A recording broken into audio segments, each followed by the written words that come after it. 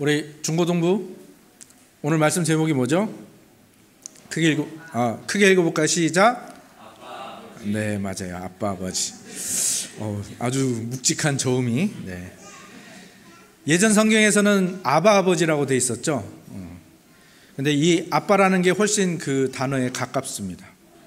그리고 여기서 이 아빠라는 이 말은 우리나라 말이라고 해도 믿을 정도로 우리나라 말과 똑같죠. 뜻도 똑같습니다. 아버지라는 그것을 표현하는 아람어인데, 이 아버지를 굉장히 친밀하게 부를 때 쓰는 표현입니다. 우리나라에서도 그렇죠.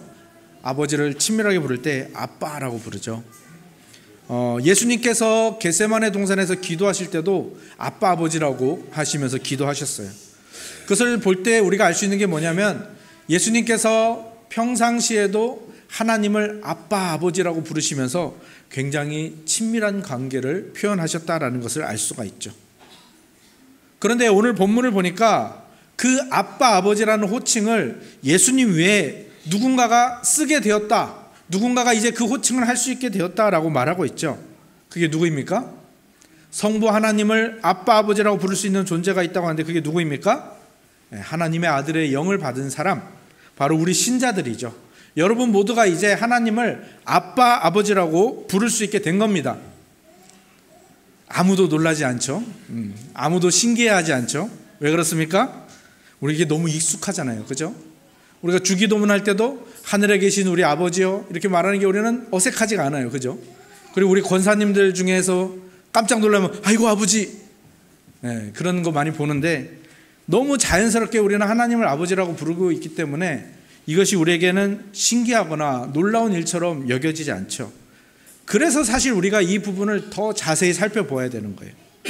우리가 어떻게 예수님처럼 감히 예수님처럼 하나님을, 성부 하나님을 아빠 아버지라 부를 수 있게 되었는지 우리가 자세히 살펴볼 필요가 있는 거죠.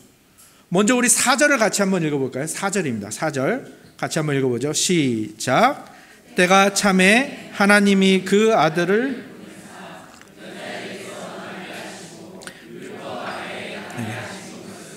그리고 6절을 같이 한번 읽어볼까요? 6절입니다. 6절도 읽겠습니다. 시작. 너희가 아들이므로 그 아들의 영을 우리 마음 가운데 보내사 아빠 아버지라 부르게 하셨느니라. 여기서 보니까 뭔가 똑같은 구조가 있죠. 어떤 구조가 있습니까? 하나님이 우리에게 뭘 보냈어요. 누굴 보냈어요?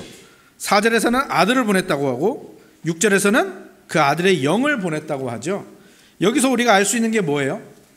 하나님께서 우리에게 은혜의 복음을 주시고 우리가 하나님을 아버지라 부를 수 있도록 하기 위해서 먼저 하나님께서는 성자 예수님을 우리에게 보내주신 거예요. 그리고 나서 이 성자 예수님이 하신 일들이 있는데 그게 우리에게 아들의 명분을 주신 거고, 그 아들의 명분을 주신 우리가 이제 아들이 되어서 하나님을 아빠 아버지라고 부를 수 있게 되는 것은 누가 하시는 일이라고요? 그 아들의 영, 성령 하나님이 우리에게 하시는 일인 거예요.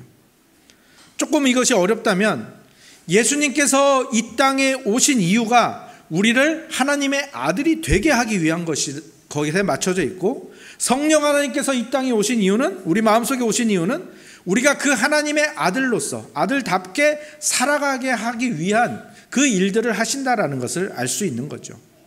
그러니까 오늘 우리가 하나님께 기도할 때도 하나님 아버지라 부르면서 기도하는 것, 그렇게 당당히 기도하고 우리가 이 자리에 하나님을 아버지라 부르면서 예배할 수 있는 모든 것은 다 무엇 때문입니까?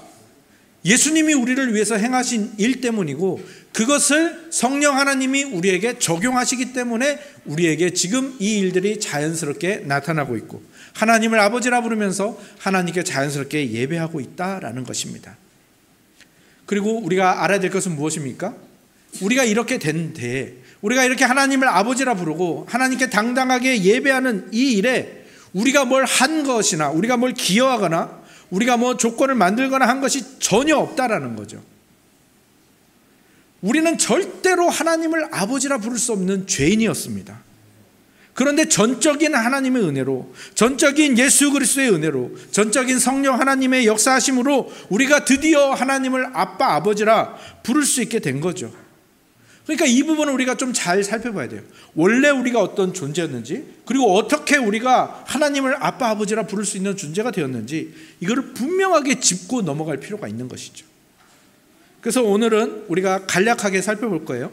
우리가 어떤 존재였는지를 무엇을 통해서 살펴볼 거냐면, 예수님이 행하신 두 가지 기적을 통해서. 왜? 예수님의 기적은 뭐 하는 겁니까?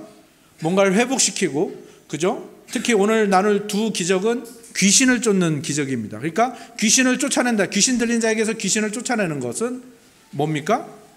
네, 회복시키는 거잖아요. 그러니까 이 어떤 정말 끔찍한 지경에서 회복시킨 그 기적을 살펴보면서 우리가 원래 이런 지경에 있던 존재구나라는 것을 살펴보겠고요. 그리고 또 우리가 하나님을 아빠 아버지라 부를 수 있도록 하기 위해서 예수님이 어떤 일을 또 우리에게 행하셨는지, 이런 순서로 한번 살펴보려고 해요. 그래서 우리가 하나님을 아빠 아버지라 부를 수 있게 된 것이, 그 권리의 무게가 어떠한지를 우리가 한번 가늠해 보고자 합니다.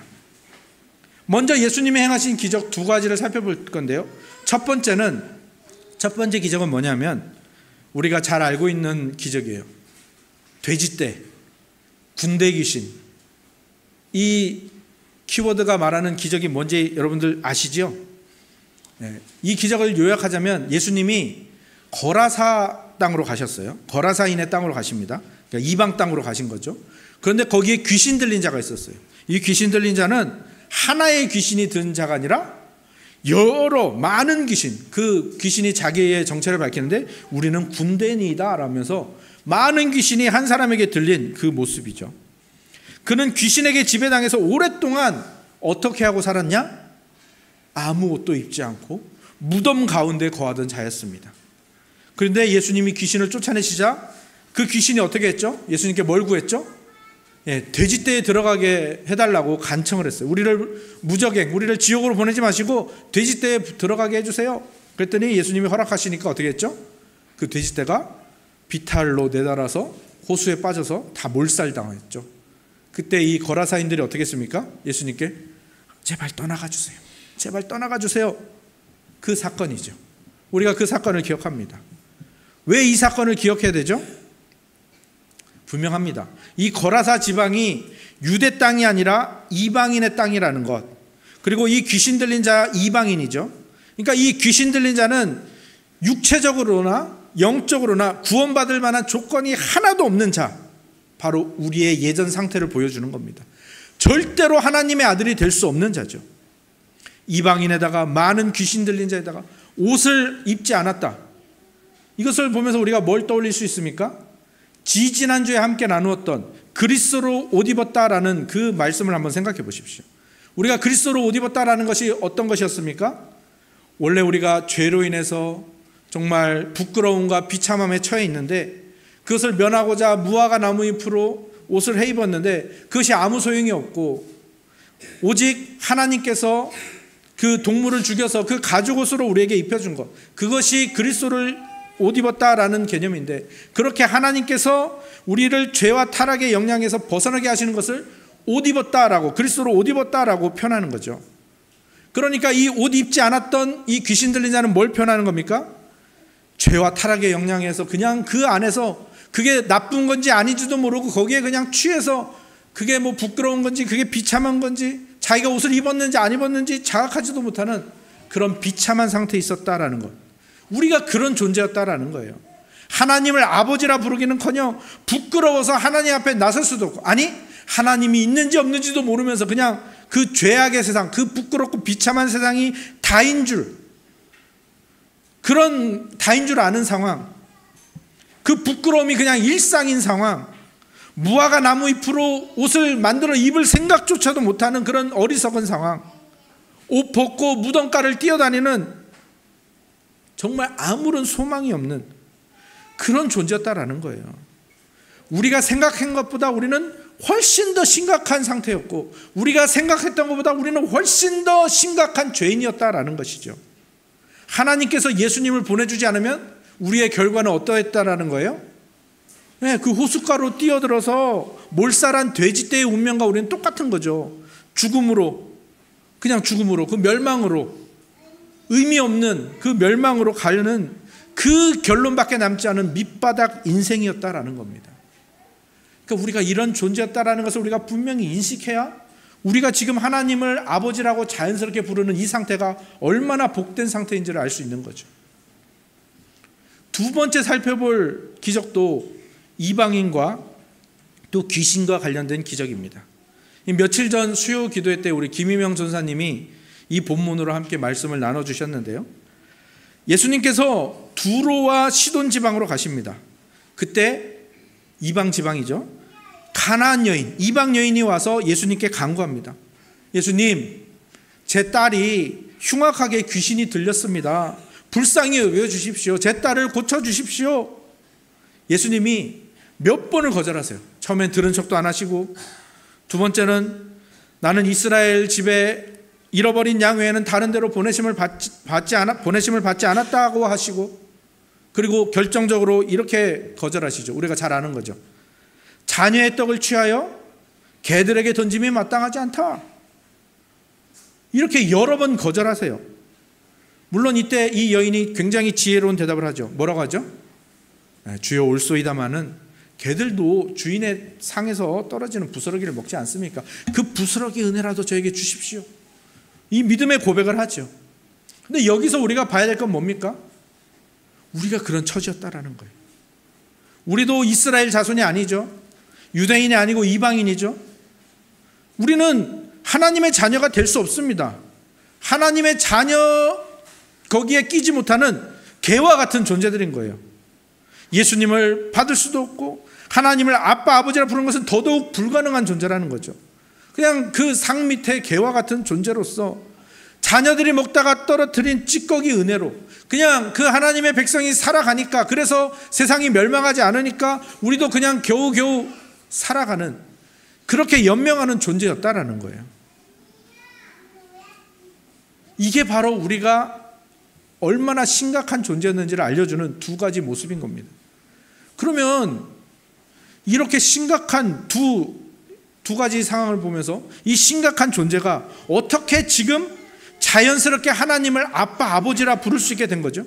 어떻게 우리가 하나님의 그 상속자, 우리가 지난 시간에 나눈 것처럼 그 우주급 권력을 받았고 정말 이 우주 전체를 우리에게 주신 그것을 상속받을 상속자가 우리가 어떻게 된 거죠?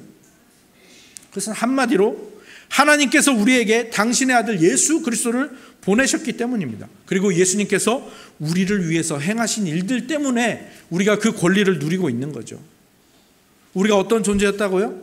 그 거라사 땅에 군대 귀신 들린 자와 같은 존재로서 아무런 옷도 입지 않고 무덤 사이에서 그냥 그렇게 비참하게 살아가던 우리였는데, 우리가 아무런 옷도 입지 않은 이유는 무엇입니까? 우리의 자기 중심성과 우리의 죄악 때문에 하나님을 떠나 타락했기 때문입니다. 그런 인류에게, 아담과 하와에게 가죽옷을 입혀주시기 위해서 다른 동물을 죽여야 했던 것처럼 하나님께서는 자신의 아들을 죽여서 우리에게 그 그리스도의 옷을 입혀주시는 거죠. 그리고 우리에게 그리스도라는 옷을 입혀주시기 위해서 예수님은 무슨 일을 당하시죠? 예수님은 옷 벗김을 당하십니다. 우리가 성화에서 보고, 아까도 예수님이 십자가에 달린 그림이 어린이 설교 중에 나왔죠. 그때 예수님이 뭐 입고 있었죠? 기억나시나요? 아랫돌이 뭐 걸치고 있었단 말이에요. 근데 그거는 다 그냥 미화한 거예요. 실제로 십자가에 달린 그 죄수들은요, 옷을 다 알몸입니다. 나체로 그렇게 그 십자가 처형을 당했습니다. 그래서 이 십자가 처형은요, 고통에 있어서도 최악의 고통입니다. 사람을 어떻게 고통스럽게 죽게 할 수 있는가의 그 차원에서도 최악의 고통인데, 부끄러움의 차원에서도 최악의 고통이에요. 그 나체의 상태에서, 이게 십자가에서 이렇게 그냥 매달려 있는 게 아닙니다. 막 숨쉬게서 몸을 계속 움직이거든요.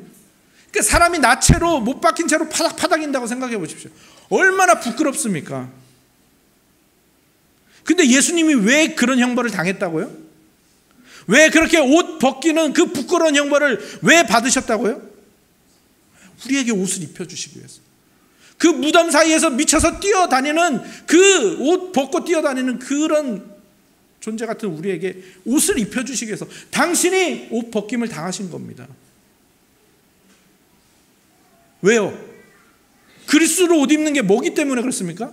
그게 바로 우리가 예수 그리스도처럼 하나님의 아들로 인정받는 것이기 때문입니다. 우리가 또 어떤 존재 같다고 했습니까? 두로와 시돈 땅에 가나안 여인, 그리고 그 딸 같은 존재죠. 하나님을 아버지라 부를 수 없을 뿐만 아니라 그 주인으로 여기긴 합니다. 하지만 그 주인의 상에서 떨어지는 부스러기 은혜를 먹는 개 취급당에 마땅한 우리가 그런 존재란 말입니다. 왜? 스스로 하나님을 배신했고 스스로 하나님을 떠났고, 그래서 하나님 앞에 절대로 설 수 없는 존재이고, 스스로 하나님을 배신하고 거역했기 때문에 하나님의 자녀가 절대로 될 수 없는 존재였단 말입니다. 그런데 그런 우리가 하나님을 아빠, 아버지라 부를 수 있게 되었습니다. 왜요? 예수님이 십자가에서 하나님을 아버지라 부르지 못했거든요. 예수 그리스도께서는 십자가에서 하나님을 아버지라 부르지 못했습니다. 뭐라고 부르셨죠? 나의 하나님, 나의 하나님, 어찌하여 나를 버리시나이까. 예수님은 항상 친밀하게 하나님을 아빠, 아버지라 부르시는 분이었단 말이에요. 십자가에 달리시기 전 겟세마네 동산에서 기도할 때도 아빠, 아버지여 부르짖으며 기도했던 분이란 말이에요. 근데 그 예수님이 왜 십자가상에서 자신이 가장 사랑하시는 아버지를 아빠, 아버지라 부르지 못했을 뿐만 아니라 어찌하여 나를 버리시나이까? 왜 그 사랑하는 아버지께 버림을 당하셨죠? 그게 원래 우리가 당해 마땅한 취급인데 그걸 예수님이 가져가신 거예요. 왜 가져가셨죠?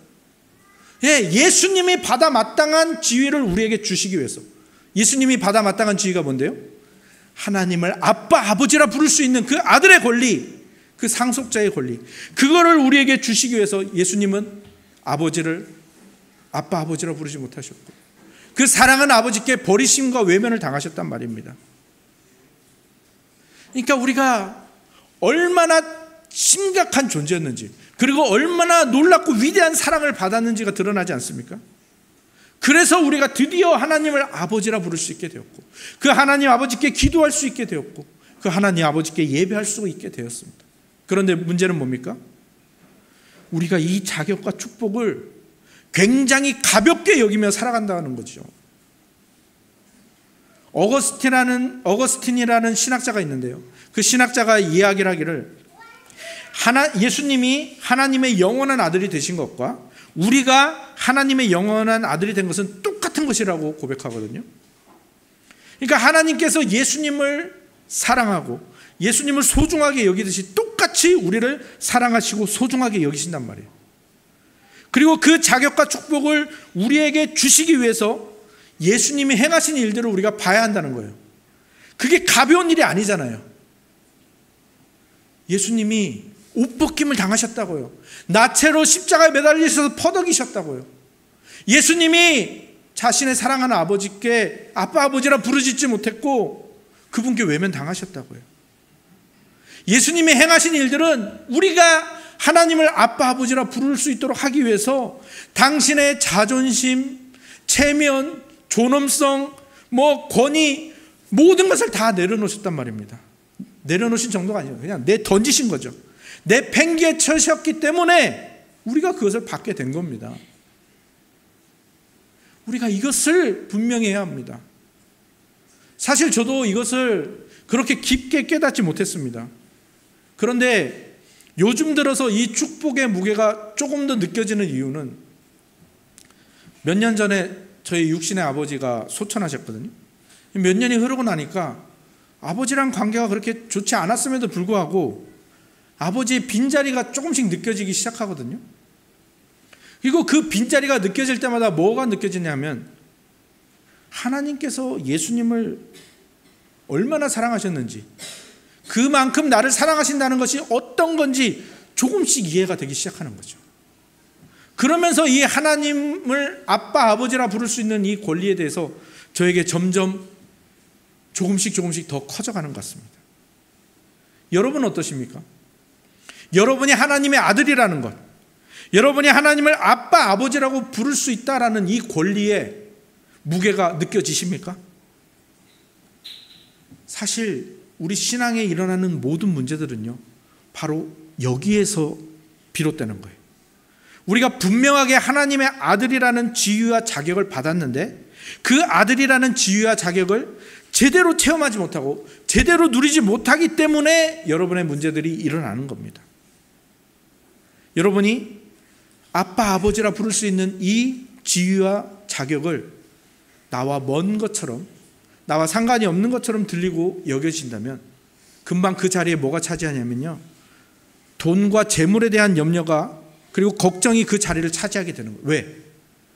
우리를 돌보시는 아빠, 아버지를 느끼지 못하니까요. 그분이 없다고 느끼니까 바로 그러면 내가 쓸 돈, 내가 살아야 되는 이 재정은 어디서 받는 거지? 이 걱정과 염려가 바로 그 아들됨의 자리를 차지해 버리는 겁니다. 똑같습니다. 아빠, 아버지라 부를 수 있는 이 자격과 지위를 제대로 누리지 못하면 어떻게 됩니까? 자신이 죄를 짓거나 또는 다른 사람이 나에게 죄를 짓는 것, 그것들을 쉽게 용서하지 못하고 정죄와 죄책감으로 빠져든다는 거예요. 왜? 우리를 용서하시는 아버지에 대한 생각이 없으니까요. 그 자리를 그냥 먼저 율법주의가 차지해 버리는 거예요. 정죄가 차지해 버리는 거고요. 그리고 이 아빠, 아버지라 부를 수 있는 이 지위와 자격을 우리가 자꾸 체험하지 못하면 금방 그 자리에 뭐가 들어옵니까?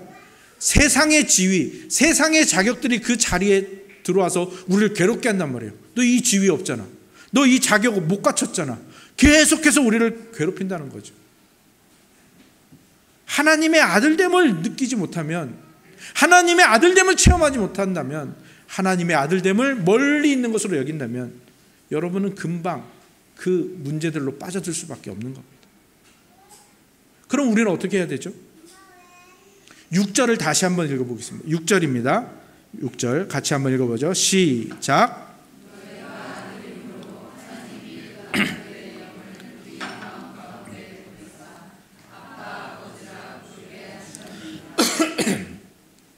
우리가 하나님의 아들이라는 지위와 자격을 누리고 체험하는 일은 누가 하시는 일이라고 했죠? 아들의 영이신 성령 하나님이 우리에게 역사하시고 인도하시는 일이란 말입니다. 이 성령 하나님의 도우심이 없으면 우리는 금방 이 하나님의 아들이라는 것, 하나님을 아빠, 아버지라 부를 수 있는 이 권리를 추상적으로 여기게 된다고요. 그러면 마귀는 그 틈을 절대 놓치지 않고 아까 말했던 것처럼 두려움과 불안함과 죄책감을 불어넣는단 말이에요. 그 두려움 때문에 돈을 염려하게 되고, 그 불안 때문에 사회적 지위를 추구하게 되고, 그리고 그 죄책감을 이기기 위해서 다른 사람을 정죄하고 나보다 못하는 사람을 보면 기분이 좋아지는 율법주의에 빠지게 되는 거죠. 그러므로 우리는 어떻게 됩니까? 끊임없이 간구해야 합니다. 아까도 말씀과 기도, 어린이 설교 중에 나왔죠. 말씀을 가지고 우리는 끊임없이 간구해야 돼요. 특히 성령 하나님께 간구하는 기도를 해보세요. 성령 하나님께 어떻게 간구합니까?